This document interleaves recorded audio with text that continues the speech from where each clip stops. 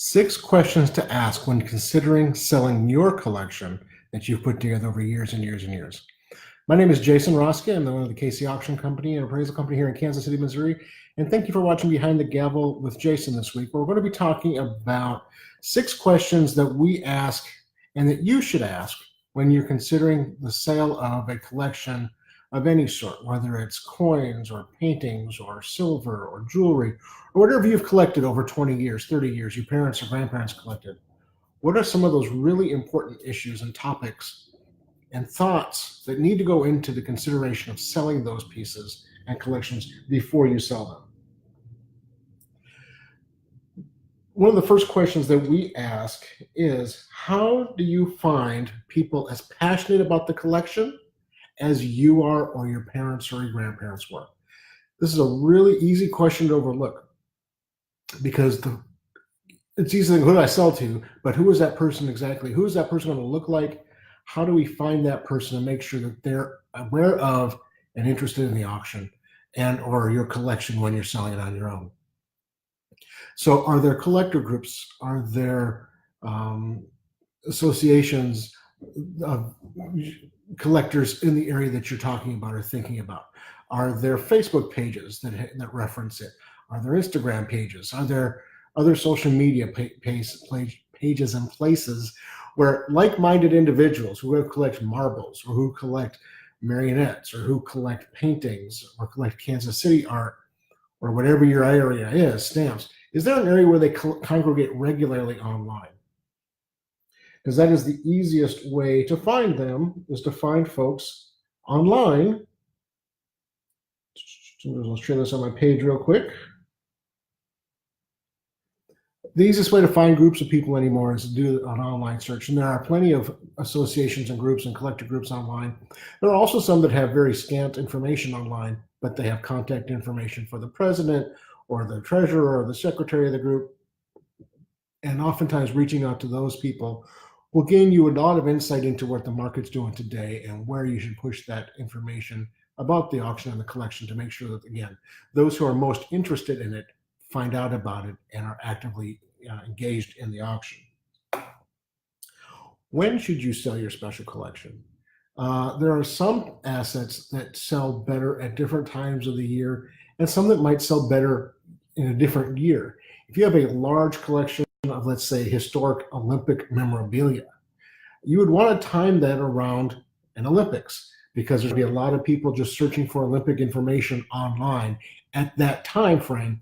And so you want to take advantage of that organic interest in the marketplace and see if you can't do something to tie into that event. And it could be anything from, like I said, the Olympics, if you have soccer collection, World Cup, whatever it might be. If you collect rock and roll historical memorabilia of a specific artist, you have a huge auction coming up.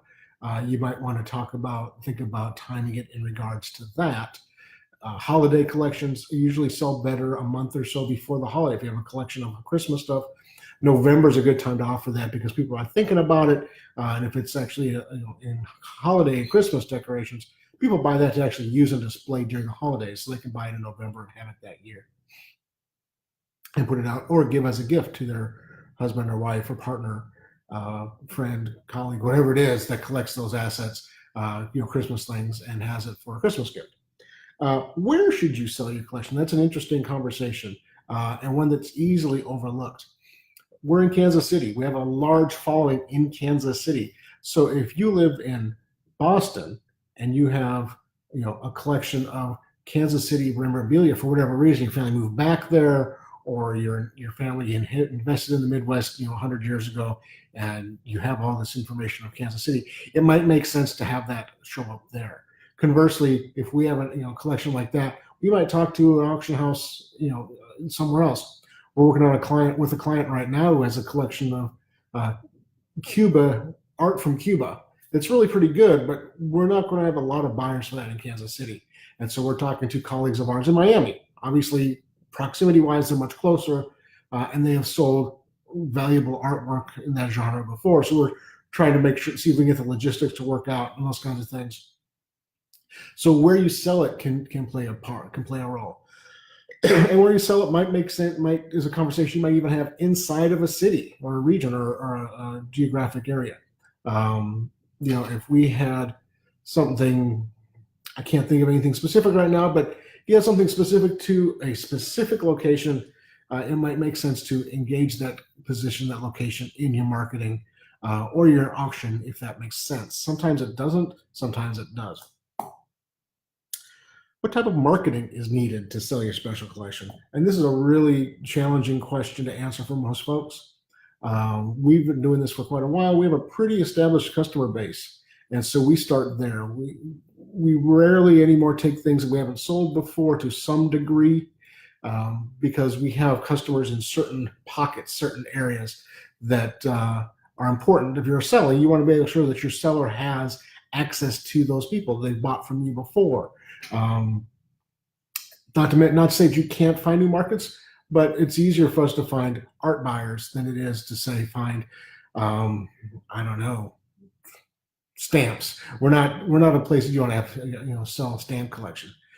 We just don't have the expertise in that market. We don't have the buyers in that market. So we refer those to other people.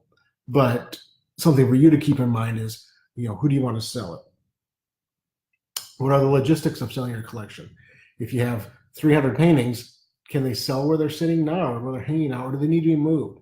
Are they in storage? Do you have to worry about the time constraints of a house selling or a property transferring hands?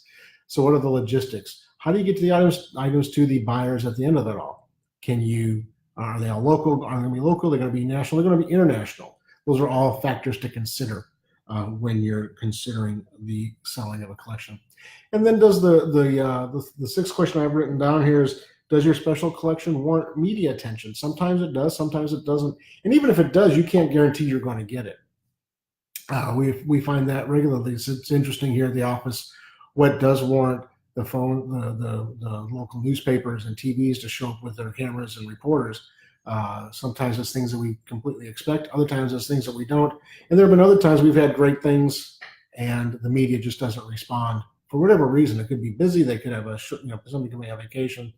But sometimes you get it, sometimes you don't. We try really hard to get as much media attention for our clients as possible because it just drives interest and activity and engagement in the auction. And that, at the end of the day, is finding those folks who are passionate about what you have to sell. Kind of a lot of these questions relate to each other. And you can kind of, if you write these down or listen to this and watch this later, take notes, you can kind of see that they all have, they play a role. It's so much more than I want to sell today. I'm selling today. You can do that. You can call up a dealer. You can call up, a liquidator and say, I need to sell this stuff today. Give me X dollars and it's gone. You can do that. Absolutely. And there are people in situations where that makes the most sense. We have found, and this is another kind of a sub question that we ask, does it make sense to sell the collection as a whole or individual pieces? More often than not, breaking it down is going to net a larger return. You have to consider the cost. If it's going, you might raise your return 10%, but it's going to raise your cost 20%. Does it make sense for the seller, both the collector and the company, the professional? And so oftentimes we talk about, these pieces are going to find a lot of collector interest. These pieces are nice and a body part of the collection, but they're not going to drive a lot of attention and value.